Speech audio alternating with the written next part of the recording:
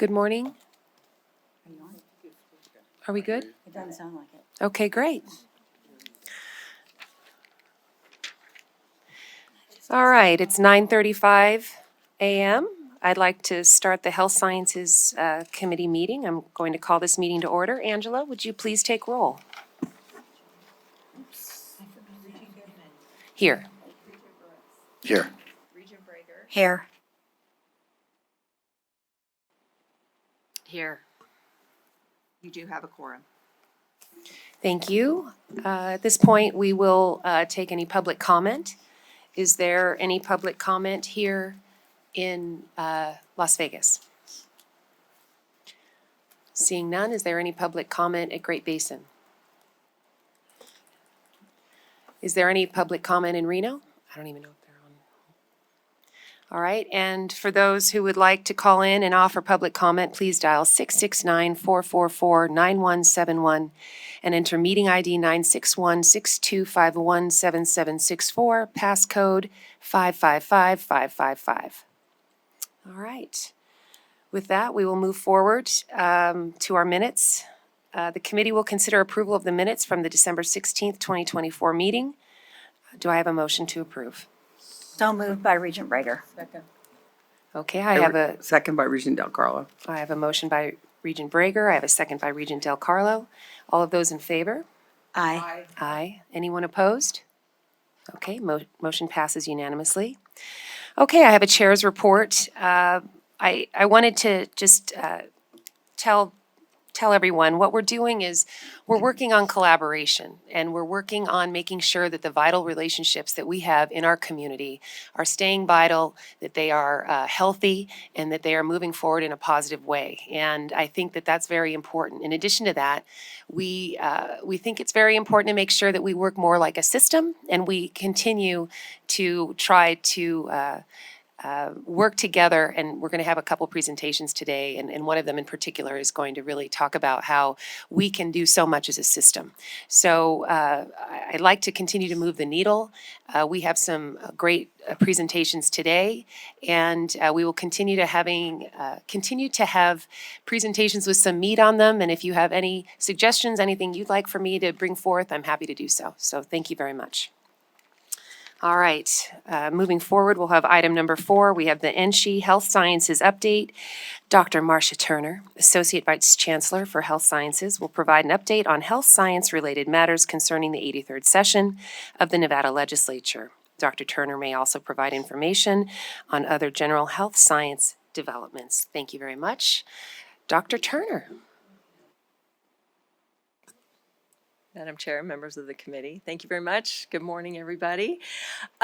So one quick thing related to the agenda item, because there's going to be a bigger, broader legislative update tomorrow, I'm not going to cover legislative things, but I am going to cover other general things that relate directly to the partnership discussions that you were just talking about. So one of the things that kind of crosses over in the legislative stuff and what's happening more from a government reality of our world right now, of our country, of all the stuff that's going on the federal level and how that affects the state and how that affects us as the state schools, especially the medical schools. One of the things that we have always had, and we've always worked really hard to develop and nurture and maintain, is a really strong relationship with the State Department of Health and Human Services.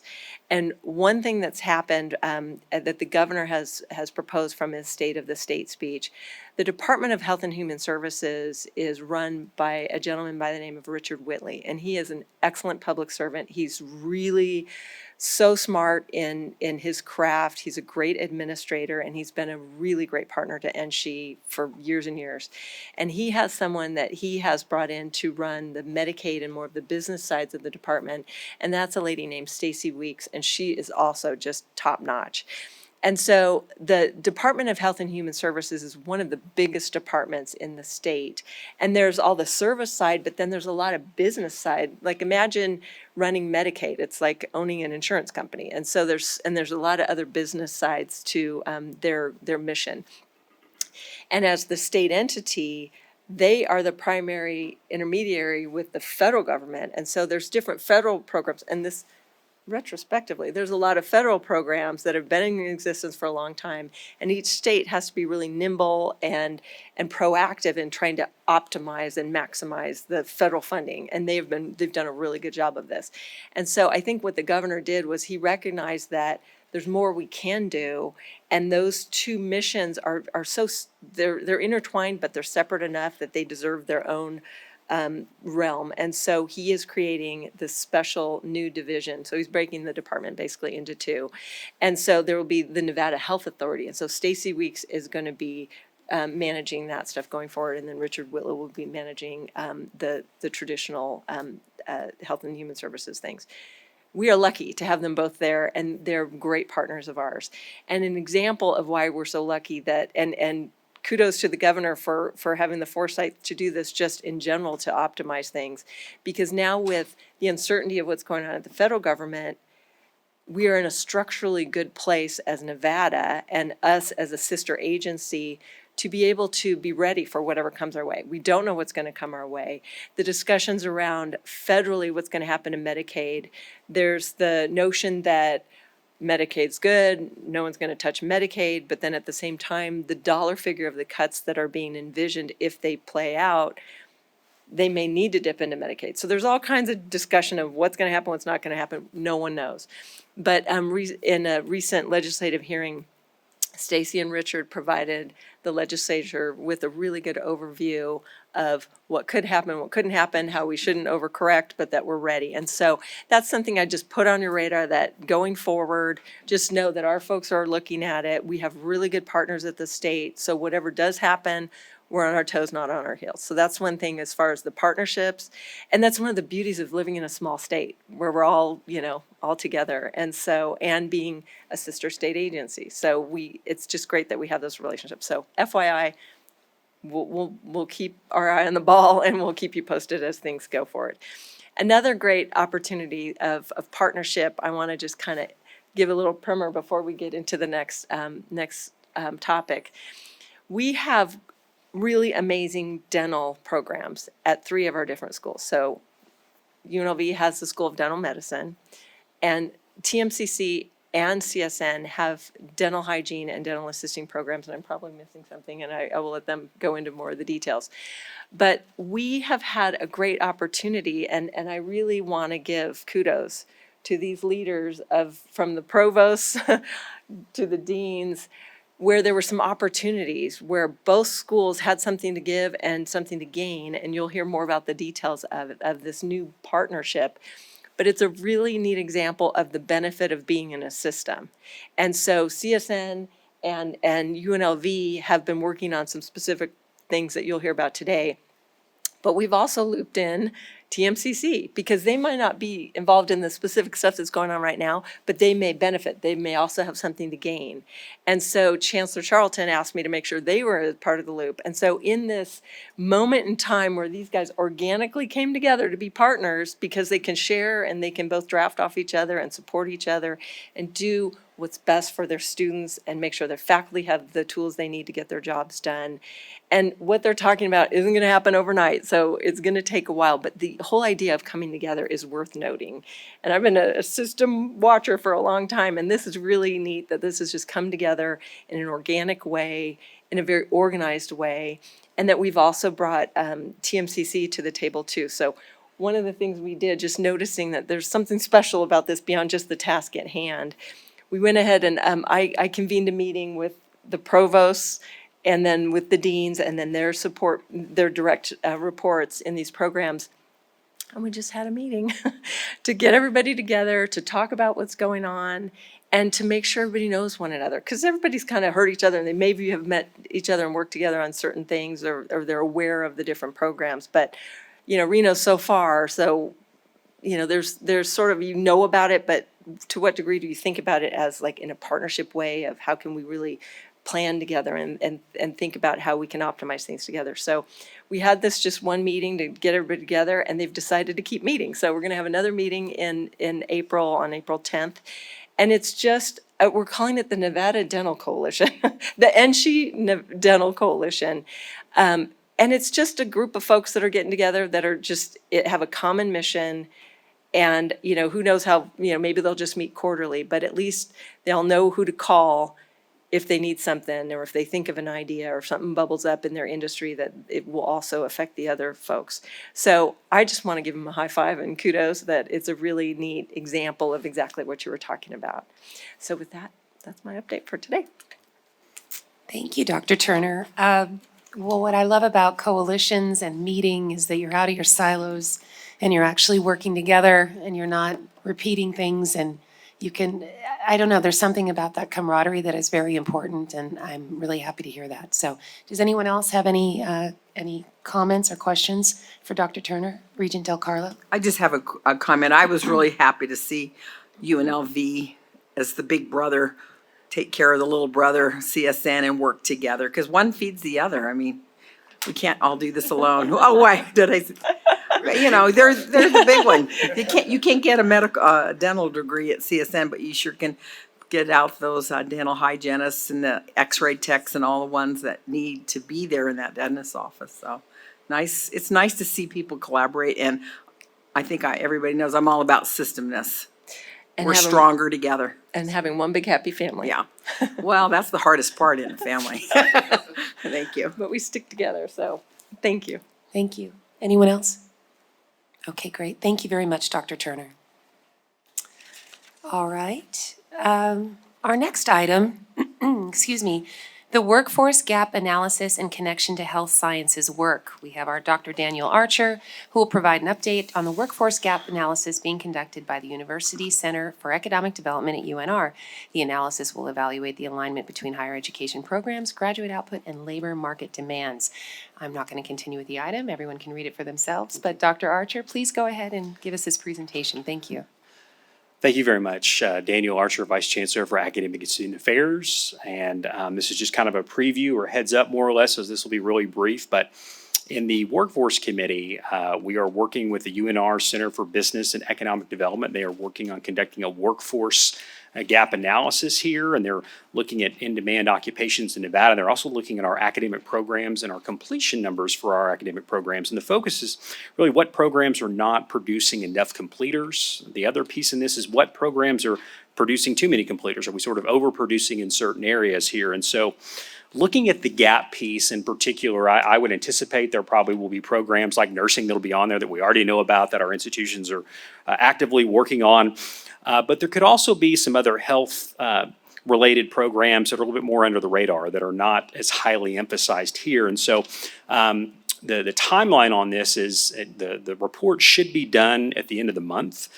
So we will certainly be sure to share any health related programs that show up in that gap analysis. I think that can provide some really good discussions, some directions, some potential action items down the road here. And so again, this is just to provide a heads up and just to make sure that everyone has this on the radar.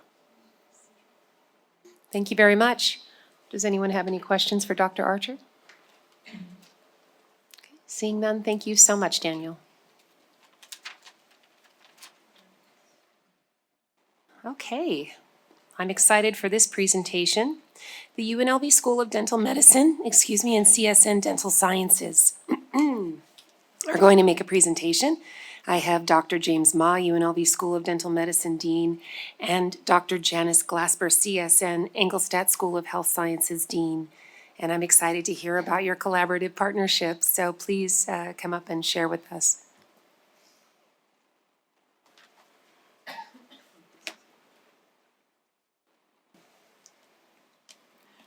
This is your advancing the slides. Just tap the advance button there. Okay. Oh, I'll let you do that. Dr. Mo, okay. Good morning. My name is Janice Glasper. I'm the Dean for the Engelstadt School of Health Sciences at the College of Southern Nevada. And Dr. Mo and I are so excited to be here and to be a part of this systems collaboration and partnership. We've been working on this for quite some time. We identified a specific project manager to kind of oversee the partnership and collaboration, and he's already been working with the entities at CSN and identifying the needs for equipment, resources, staff, employees in those potential areas to support the needs for dental workforce in our local communities and beyond. It's a collaborative partnership, as I said, with, between UNLV and CSN. We'd love to have TMCC join us if you know, that would be an interest for them, or we can support them in any kind of way. It's increase, the specific goal and objectives of this partnership are, number one, to increase the workforce, including dental hygienists, assistants, and dentists in our local community. I'm not sure if you're aware, you probably are, there's a huge gap in what is being produced or what's being forced into the field and what the needs are. Nevada continues to grow, southern and northern Nevada, and the need for dentists, hygienists, and assistants is phenomenal in our local community. So that's one goal. The other goal is that, as you said, we can accomplish more when we work together. UNLV is our dental school of medicine, and CSN provides the ancillary support in dentistry, the hygienists and the assistants. But CSN also has a dental faculty practice. So our learners receive clinical experiences in our dental faculty practice, but not enough to really give them that hands-on skill development. And that's where UNLV comes in to support us with that. They have a larger patient base, so our learners can obtain access to their patient base in addition to what we already have through the dental faculty practice, which is pretty large. We have about 40,000 patient files in our dental faculty practice at CSN. So they have access to them, and then through UNLV, their patient base. We also have a partnership at CSN with the Department of Health and Human Services. And so we provide dental services to their patient base or employees or various groups underneath their umbrella. And so our learners have access to those patients as well. Did you want to mention? Good morning, everybody. I'm James Maw, James-Mah, for the record. I serve as the Dean of UNLV School of Dental Medicine. Chair Goodman, Regents, colleagues, I'm more than delighted to be here today to talk about what we've been working on for quite some time. And I think we have quite a plan to share with you today. It's about student enrichment and opportunity. It's about synergy and leverage of a collaboration. And moreover, it's about serving the needs of our growing population in Nevada. Herein, we have a general structure of 7 goals that will take turns describing what we hope to do in this collaboration, understanding that we're fairly early on, but we already have some steps that we've taken on already to get going. But we have this vision that is multi-step, and I think after you see these 7 goals, you'll see that where we're headed.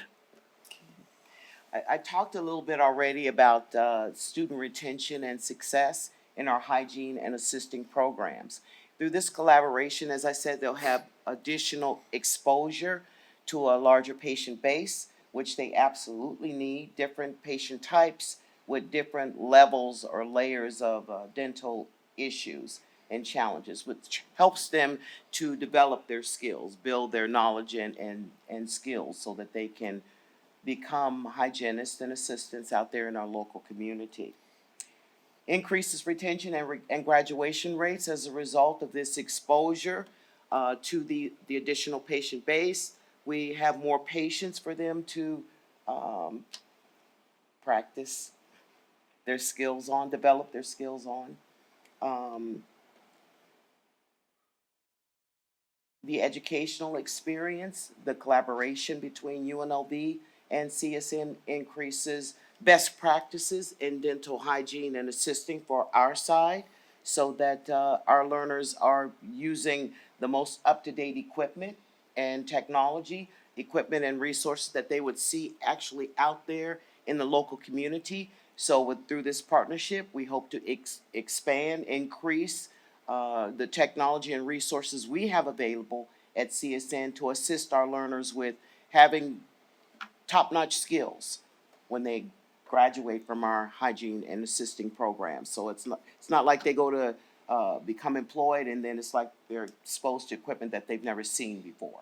So with this partnership, we hope to identify and be able to purchase equipment and resources to increase or enhance the learning and skill development of our learners. From the perspective of our students, it's about workforce readiness. During their training, we want them to experience what it's like to work as a team, to involve the dental hygienists, dental assistants, so when they graduate and they go into private practice, they're better prepared to treat the public. And also working together, we understand that, the location of CSN is in a different area where we can also recruit a different demographic for some of our advanced education programs as well. This ties in well to the next step. It's about resource sharing. I think everybody knows there's a tremendous shortage of faculty across the nation in all disciplines. In dentistry, it's exceedingly worse. There's some professions that remain a mystery. For example, after the pandemic, 20% of all dental hygienists did not return to the workforce with no explanation. We simply at a loss to explain why, but nevertheless, we're feeling the ramifications of some of those things. All the while, the cost of conducting business keep going up. As one example of resource sharing, we need a common electronic health record. It's the common record, so if you go to one clinic facility, you don't have to fill out all your health history, all your immunizations over and over again. So we're very much looking at a piece of software that allows us to do it. That's the good news. The bad news is the software is in the hundreds of thousands to $1 million. So if we had that, it would behoove us to share that resource so we can all capitalize on that. And we're very much in discussions to be able to get that software so that we can then share patient records. So if the CSN dental hygiene students needs a specific category of patient to finish a graduation requirement, we can look in our roster of patients and say, well, this is, if you need a type 2 or type 3, we have it there. So that is an early step to communicate the patient needs, to better serve the patient, and also to help the students finish their graduation competencies. In addition to that, utilizing that electronic health record resource includes the dental faculty practice at CSN. So not only does UNLV have access to it to put in the patient information, CSN has access to it as well through this partnership or systems partnership. The dental hygiene, dental assisting, and DFP all have access to this electronic health record. So then patient information that goes into that record is shared across all of those entities. So we're not having to search for records. We're not having to identify patients on our own that can support the needs of our hygiene and assist. They just go in, this is a level 1, this is a level 2, based on what the needs are for that learner. So we all have access to this electronic health record. So even though UNLV is over there, CSN is over here, we can go into this record and identify, pull up patients that are needed or necessary for either area, which is a plus for us. The opportunity for our faculty and residents to also provide services over at the CSN campus is really important. We also have a demographic that's very sensitive to distance traveled for healthcare. Unbelievably, if we're the only location located where we are in Shadow Lane campus, some individuals simply will not come because of the distance. So the more sites and the closer we are to provide the specialty services, in particular things like pediatric dentistry, orthodontics, are going to be key as we expand our services with CSN. In addition, the dental faculty practice at CSN is also, we're entertaining conversations and communications about bringing over the third-year resident dentists from UNLV so that they can have access and exposure in our dental faculty practice to various patients. The dental faculty practice prides itself on low-cost dental care, but quality dental care. And so this partnership will allow us to bring over their third-year residents from UNLV's dental school into our dental faculty practice to enhance their skills and patient support as well. Along with that, there's certain one-of-a-kind services that we would love to offer. One is an urgent care clinic. That would be fantastic, for the accidents and things that happen in the middle of the night. People need a place to go and a number to call. The other ones that are very unique are a clinic for cleft palate craniofacial clinics. And indeed, at this time, we're working on getting some funding for that as well. But those are unique opportunities that present in the diversity of the population that we have in Southern Nevada.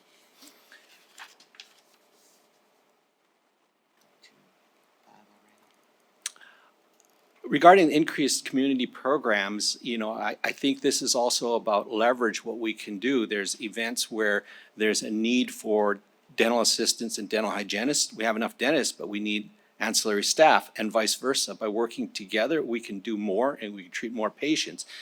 And this is happening really fast. There's a number of opportunities.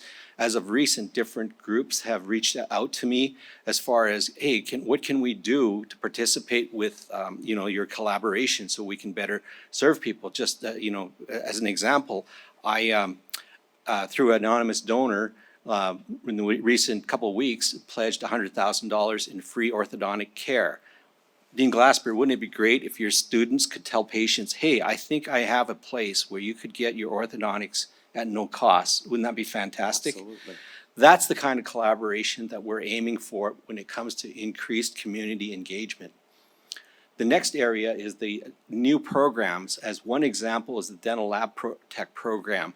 And this is looking a little bit at current events and looking at our vulnerabilities that we have in healthcare. Many of you may or may not know that 40 to 60% of all dental lab work is now done overseas. And with current trade issues, we may come in a problem where we have a population walking around with gap teeth and bad teeth because we can't get dental lab work. So we really need to look ahead and look and see if we can train dental lab technicians within our system so they stay in Nevada and we can have quality dental labs. These are crowns, bridges, veneers, all that are Dentures. generally, a lot of them are made overseas. And that's a vulnerability that I think we should have some foresight to look at and have a plan to react to. We recently at CSN just lost our dental lab technician, the person who is responsible for making those items Dr. Ma just mentioned, and trying to find another one locally. We had to have him come back. I'm trying not to say this in front of Dr. McCoy. No. We had to have him come back as like part-time in order to meet the needs of the dental faculty practice at CSN for dentures, implants, those things that they make that replace the teeth in your mouth. And so we don't have a school that produces these professionals, and I'm not sure that there are a lot of them across the United States. We're struggling. So we talked about maybe we need to develop a program at CSN to produce these professionals.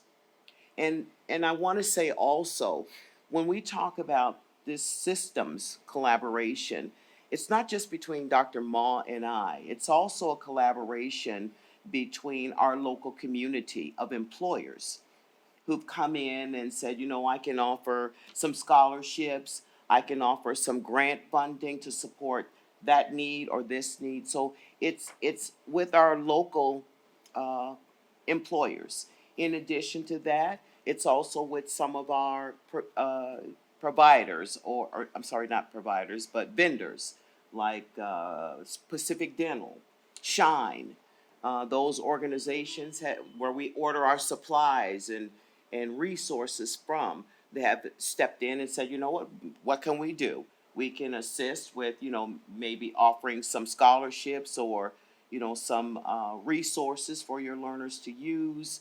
So it's a system collaboration, not just between us, but between us and our local community partners. On the plans for tomorrow, we're actually already have done some of it. Last fall, we already worked together to submit for an equipment grant. And unfortunately, that wasn't funded, but that's an example of how working together, we can have a stronger application to be eligible for many of these awards that exist for oral health care.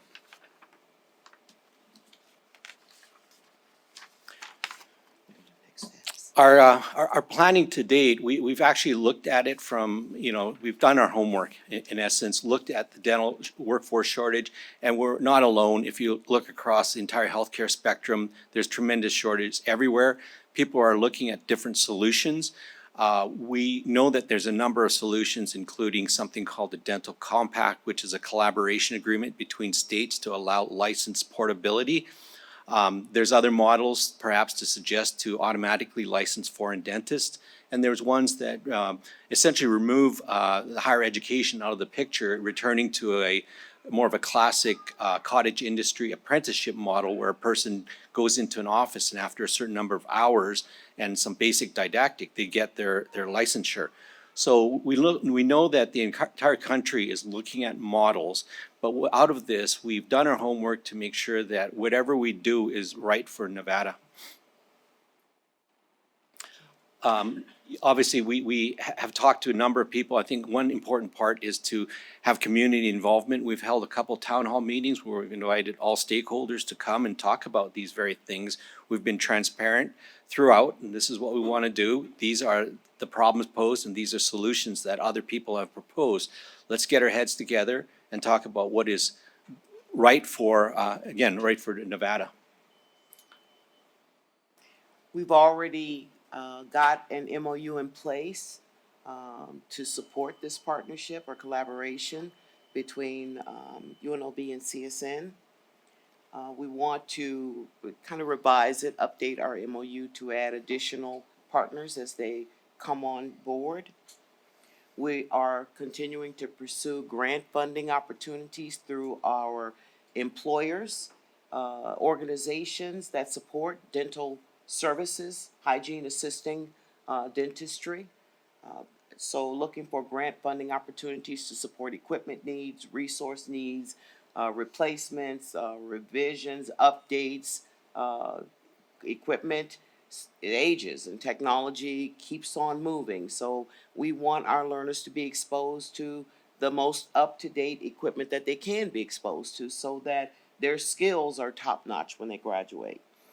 Speaking of latest equipment, we made a over $1 million investment in our digital dentistry effort. We have everything from 3D imaging, intraoral scanners, 3D printers, jaw motion trackers, a number of pieces of high technology. And we're looking forward to sharing that investment with students across the board so they can gain from those dollars spent. We recently, as far as equipment goes, were able to secure a grant funding opportunity for our dental hygiene and dental faculty practice to replace some very, very old and outdated dental chairs. And it was quite an expense. And so thank God it was grant funded and not had to be funded specifically by NSHE. We pursued it, and pursued it, and we just didn't give up on it. And eventually they said, okay, stop bothering us, you can have it. So anyway, we were able to replace our dental chairs, which were at the time more than 10 years old. And so our learners now have access to a high quality equipment in the hygiene clinic and in our dental faculty practice. We just recently received funding to purchase a wheelchair lift for our dental hygiene program for those patients who are confined to a wheelchair and can't, just get in that chair and lay back and, do whatever the the dentist wants them to do. So this wheelchair lift allows them to sit in their wheelchair, and it does to the wheelchair what the typical dental chair would do to a regular patient who's able to ambulate. So the resources are expensive for these programs, but working together, we've been able to identify resources and grant opportunities to support both of our institutional needs. for resources and technology software. And I kind of want to chime in on the cost of operations. We're unique in the sense that all our patients need a lot of equipment. A dental chair alone, you think about, is the cost of a car with all the infrastructure behind it. So we have to at some point be prepared for, when these pieces of equipment get outdated or break down. And along that, we talk about things like operating reserves and so forth. So we know it's eventually going to happen. And when it happens, our costs are high. Our simulation lab, when we remodel it, was approximately $1.5 million. So, we can, from year to year, for operating, need to be very careful. We have to be very planned and approach it in a very measured way. And finally, our last thing that I want to talk about is the collaboration again between CSN and UNLV. We are identifying a specific group of individuals to kind of come together as we continue this collaboration and discussions. That includes the meeting that Dr. Turner mentioned in her conversation earlier. She's become a part of that group. And so it includes individuals from the UNLV, CSN side, as well as local community representatives from various employers. So we're looking forward to moving this partnership, this systems collaboration forward and identifying the needs for both entities or both our NSHE institutions and identifying the needs for all of their learners, not just hygiene and assisting, but the dentists as well. In closing, I just want to say throughout this process, I've done a lot of introspection, and I've been at UNLV for now 20 years. 20 years ago, the greater Las Vegas population was under 1.4 million. We look today, it's under 3 million. Yet our numbers of our students graduating have been the same. I'll leave you on that thought. Thank you. Thank you so much for that very informative presentation. I know we have some questions, so Regent Brager. Thank you, Susan Brager, for the record. Thank you for a great presentation and working together. It should make a very big difference. A couple questions is, at either campus, how many faculty are you missing? I mean, is there, I know you don't like that question, but. No, I actually appreciate the okay. question because I want to be very clear. Because you can only teach so many people if you don't have the people to teach. So This I is guess I'm correct, curious and at that is a that. struggle for CSN to identify qualified, Mm-hmm. educated faculty to teach in our hygiene and assisting programs. And that is because the requirements for those individuals are dictated to us by CODA, the Commission on Dental Education accreditation. So that's their accrediting agency, which is a top-notch accrediting agency. But it dictates exactly what that faculty or those faculty members must have and demonstrate in order to teach in our academic programs. So finding those individuals that want to come and teach during the day with the salary that NSHE offers is difficult. It's a struggle. We have had several, I hate to say failed searches, but that's the truth, in identifying just a faculty member to teach in hygiene. It's been a struggle. For the School of Dental Medicine, that number is 63 what I vacancies thought. at this point. It's a complex problem with workforce issues, rate of compensation, and also within some of our internal hiring procedures. And this is a thick topic, and if I could maybe make an appeal at some point, we may need some guidance with trying to streamline a process to get people hired quicker.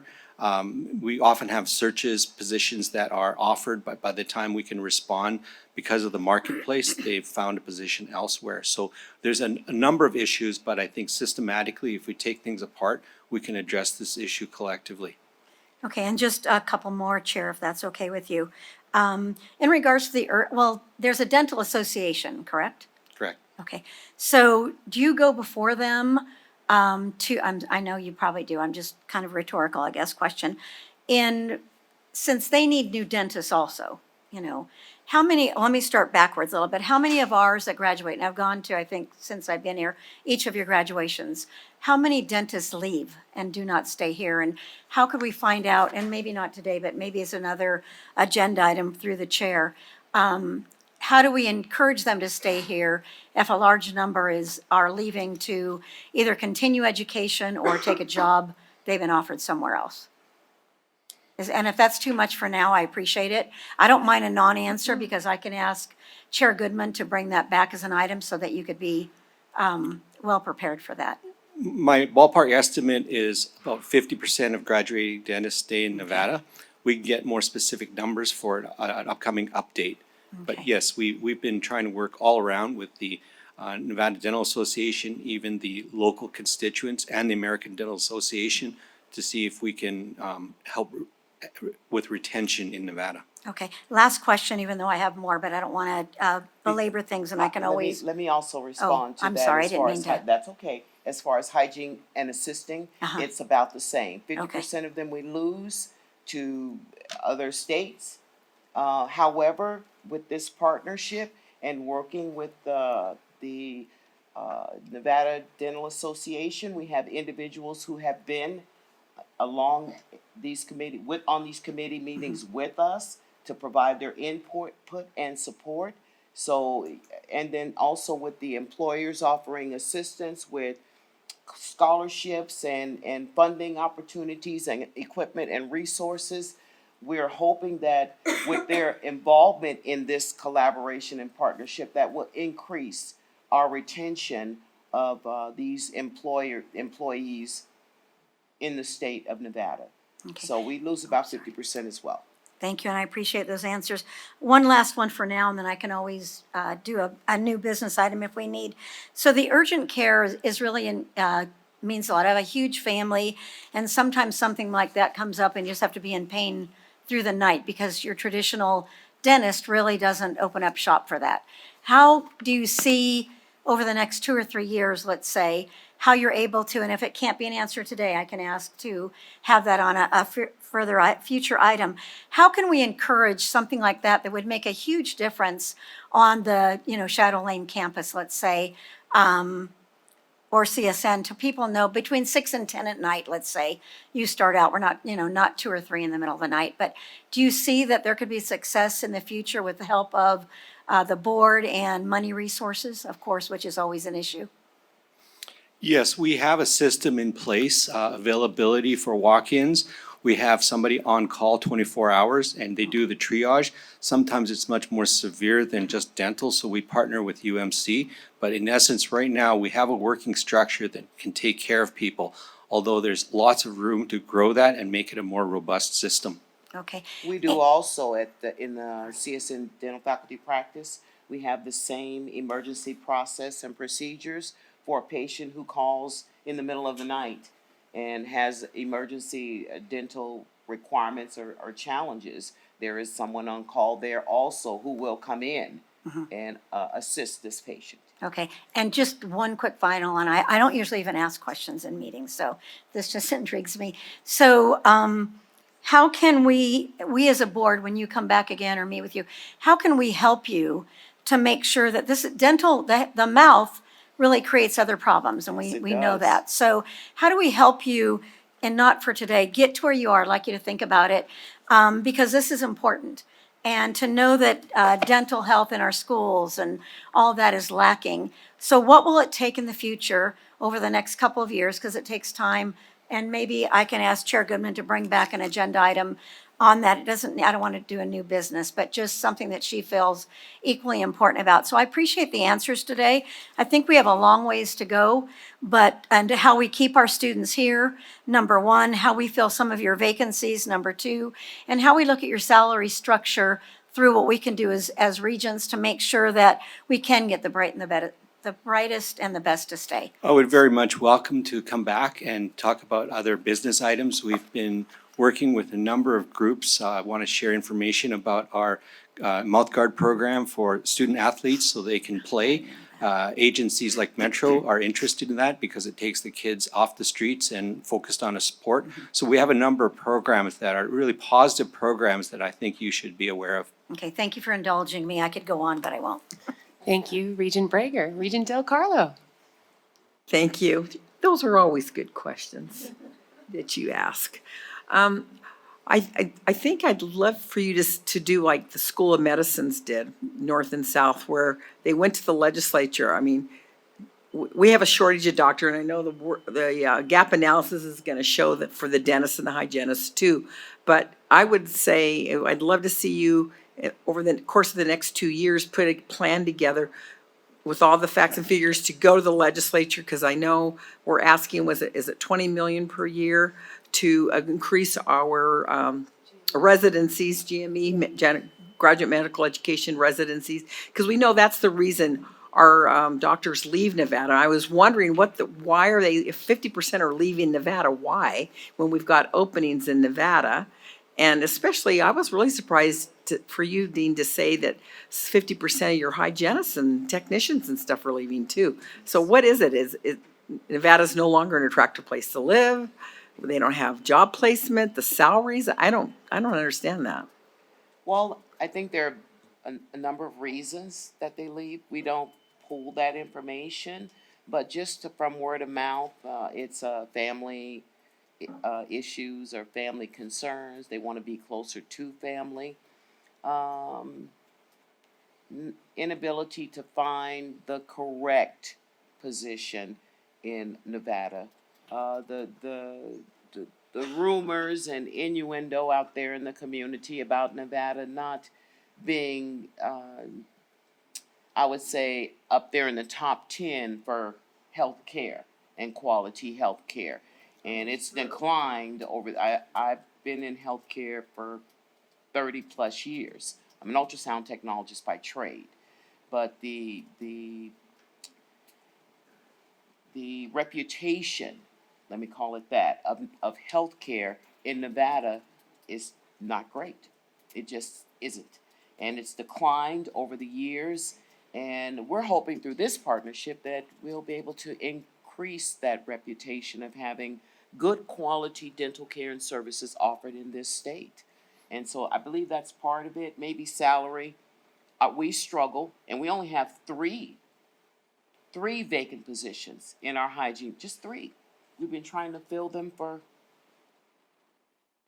2 years, maybe 3 years, and we're struggling.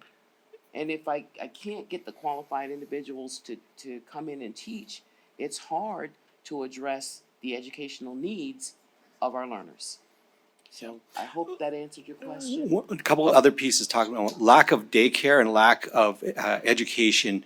A lot of people are concerned about their children growing up in Las Vegas. Thank you. Yeah. Do you have any more questions, Regent Del Carlo? No, thank you, but thank you both, and thank you for the collaboration. I can see there's some nice chemistry going there. Regent Brooks? Thank you, Chair. I appreciate that. Thank you for that great presentation and the passion that certainly exists for collaboration, not only with other institutions, but with the community. The UNLV Dental School's been around I think it opened around 2022. Yes. Is that right? Yes. And it seems like there has been previous conversations about collaboration between CSN and UNLV, and it appears to be an ongoing conversation, which I think is fantastic. But what are there things that the committee or the board can do to help ensure that the collaboration at some points comes to fruition, in which you would like to see best practice measures take place between dental hygienists and dentists or folks who are over at the dental school? I think continuing our communication and meetings with Dr. Marcia Turner will be a big start for us. We've not had that before in the past, and an active member of this committee, a direct connection to this committee as a part of that partnership is going to go a long way with ensuring that we are able to accomplish many of the goals that we've set forth in just this brief PowerPoint. So then having her as a part of that committee will help us to keep or stay connected to this committee so that if there are needs, things that we can ask for or things that we can bring forward to you, then we will have that connection to do that as opposed to coming here and you're like, who are they? What are they? Who are they? What? So that's a big start for us. I can't speak for, any of the predecessors. A lot of this happened before I took the current position. But I would say a key thing is amongst all the chaos and calamity that goes on within a unit, some of the federal mandates have us in a tailspin. There's a lot of things that can distract you. So I think the secret for us is our commitment to this effort to make sure that we see it through. Additionally, having a project manager that actually is connected to both institutions through this collaboration, who has already done the work to come over to CSN and speak with our program directors in hygiene and assisting, to speak with our dental director, to tour our facilities, and then bring back or to us and to Dr. Ma what the needs are, what the challenges are, what the equipment looks like, what the resources are. How can we partner? So having that for the first time, we've never had that before, has also been quite beneficial. And he is dedicated, Dr. Roxar Sadeh, he's dedicated to seeing this through and identifying the challenges and how we can meet, address, resolve those challenges. So that's a big help for us. Thank you, Regent Brooks, again for the record. So it sounds like you've been able to identify some challenges, and from the way you articulated this, and what I understand is that this collaboration is different than what has happened in the past. Yes, sir. Because there are other things that are being brought to the table that didn't exist before. Yes, sir. What do you think would be a reasonable amount of time to work some of these things out, to then come back to the committee or the board with a progress report, if you will, of simply the collaboration itself? Not necessarily some of the great things that you want to be able to get done in the community, but really the administrative processes of this collaboration, the way that you've described it. I think our first step is the electronic health record software. Yeah. What do you think? Yeah, we're in discussions to obtain that, but to answer your question, 3 months. We're in the process of drafting an MOU, and I would hope, knock on wood, we have something to present to show all of you in a draft in 3 months. Thank you. Appreciate your time. I have one quick question, then I'll go to Regent Breger. Financially, how is all of this working? I mean, everyone is, putting the money in? Is anyone, helping another practice? How is it all coming together? Do you have any challenges there as well, or is that moving smoothly, or is one institution maybe taking a bigger load than the other? Finances has always been a delicate balancing act, and, fortunately, throughout the pandemic and all other things, we've weathered that fairly well. And, we're very much cash positive, and we want to contribute, or as we have, want to expand and enrich our student experiences. This is one of the efforts that we want to proceed with some of the funds that we have to make an investment in their education, and the CSN students will benefit from that as well. All the while, we've leveraged our network. We are developing and have a pretty good network. The electronic health record, knock on wood, we maybe get at nominal cost. For that kind of software is a fabulous thing. Working with our private donors, as I've alluded to, we've had significant commitment from some private donors. So there's many people that are vested in seeing this through. Thank you. And then with regard, I think what's really important is that urgent care program. That's just building on that, I think is vital.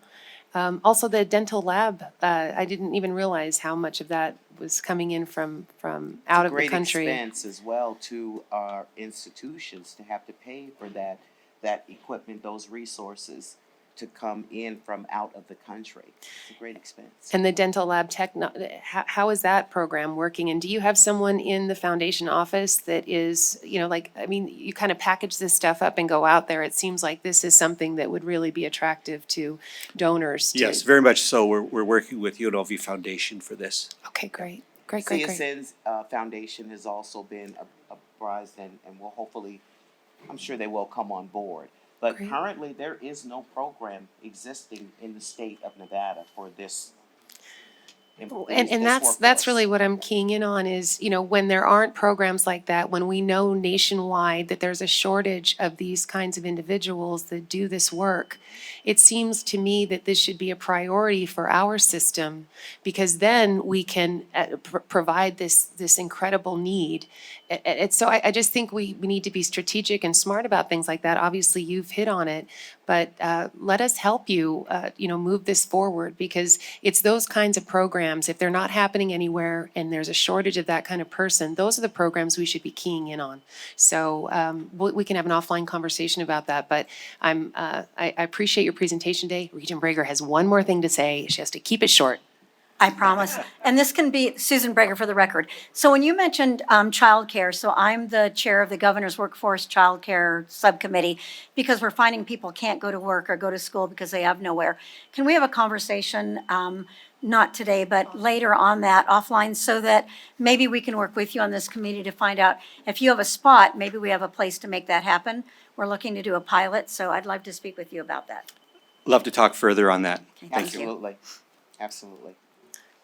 Any further questions?